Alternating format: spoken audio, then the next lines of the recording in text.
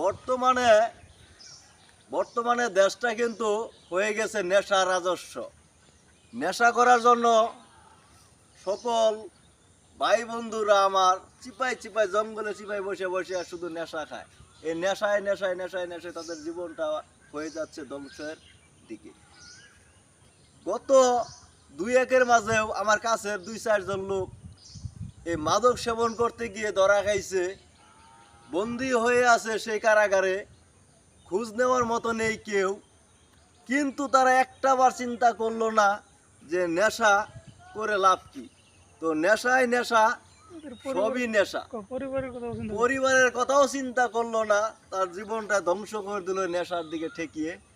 সকল বন্ধু এবং ভাইদেরকে বলছি, নেশা থেকে বিরত থাকি, সুন্দর একটা দেশ তৈরি করি।